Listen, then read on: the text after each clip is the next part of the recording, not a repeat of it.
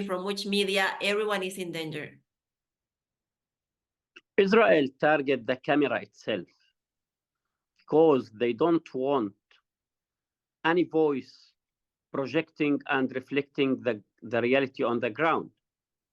So we could see that, of course, majority of the journalists who has been killed who work with international media are Palestinians, but in general, it's very clear that this indiscriminate attack against our civilians target any camera, any lenses, any voice, any microphone, because for them, they are their enemies.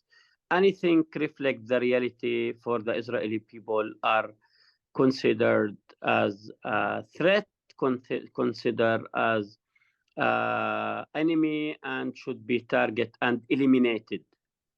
And what about the shutdowns? What about this cut of internet, cut of electricity? Do you think that is everything on purpose, especially in critical times? Because we saw in one moment where the fire was really intense after 1 or 2 weeks of the 7th October that they want before they enter on the ground. There were 2 or 3 days of really intense fire on Gaza, and by casualty during those 3 days there was no electricity, and not even the media could contact their journalists.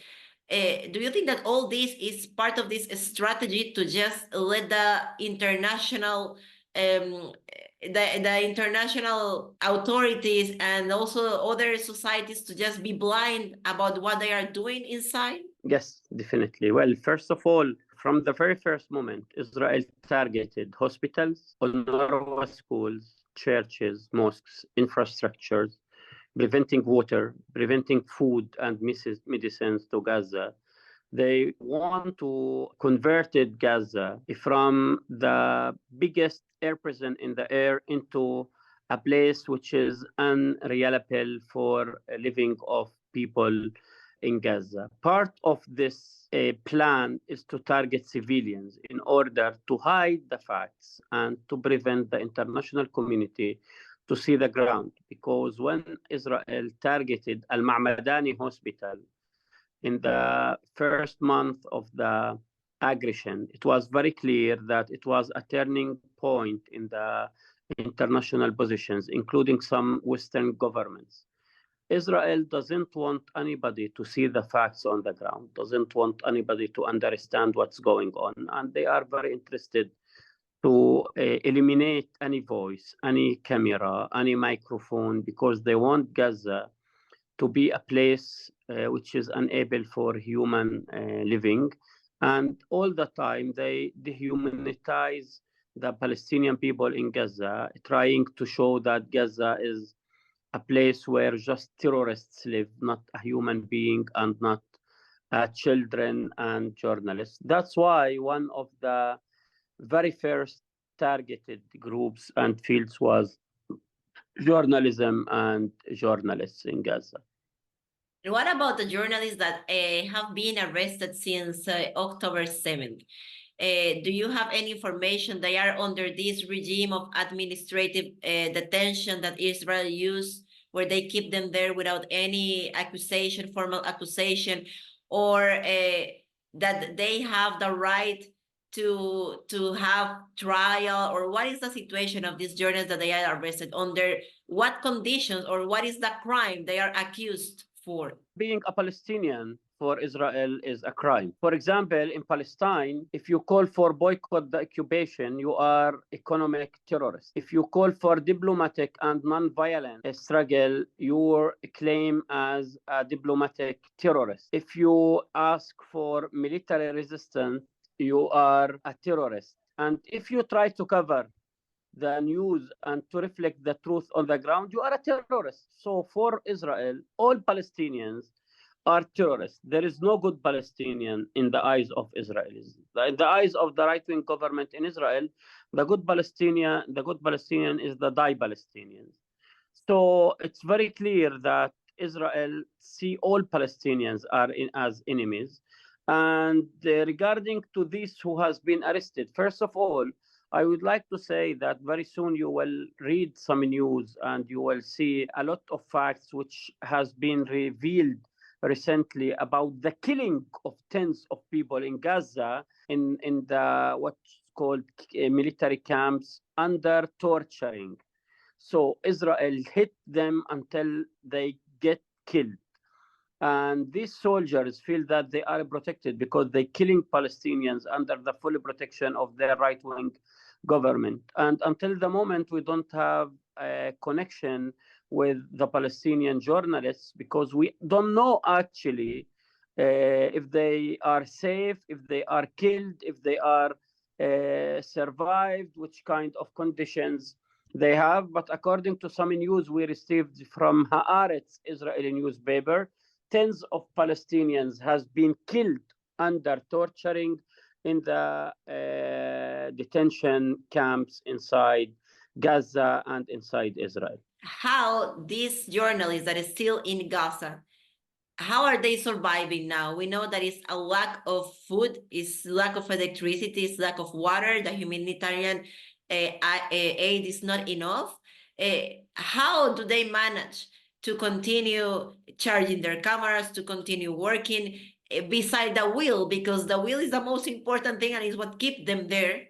But how materially they are working without conditions? There are any possibility or there are any, I don't know, a special way to take them food, to take them what they need to work, or how they are working, how they get the stuff they need to work? They have the same life of 2.2 million in Gaza under a daily attack with lack or not lack, even absence of clean water, medicine, food, and infrastructure. But again, it's issue of willing and responsibility.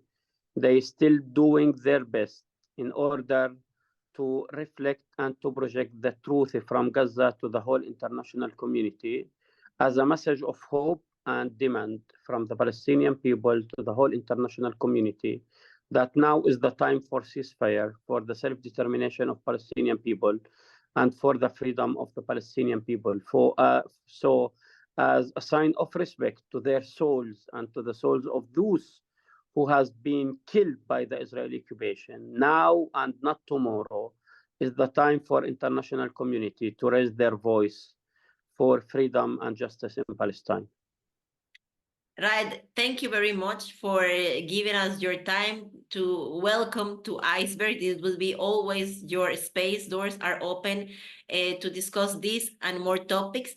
And I would like to finish with one message from your part. As journalist, as communicator, and as Palestinian, what can you say to the Western and Latin American audience that is our main target, where we are dominated by the US media in most of the countries, and the version that we are getting of the conflict is just one part?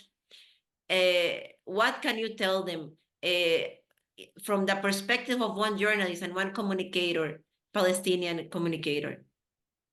I would like to say that Palestine could not be the most beautiful country in the world, but in our eyes, it's our homeland. We have no other place to go.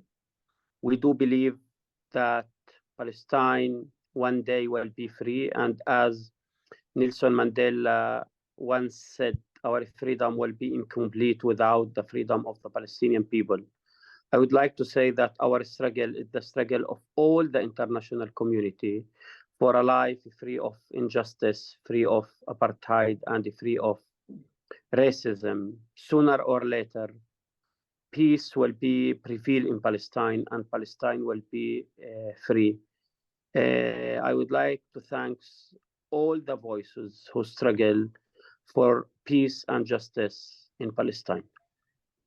Thank you very much, Raed. Thank you for your time again, and I hope that this conflict can finish soon, the sooner as possible, to stop the suffering of many civilians that are in the majority who are being targeted and responsible for things that they are not involved in. Thank you very much, and I hope that we see you soon to talk about other topics. Thank you.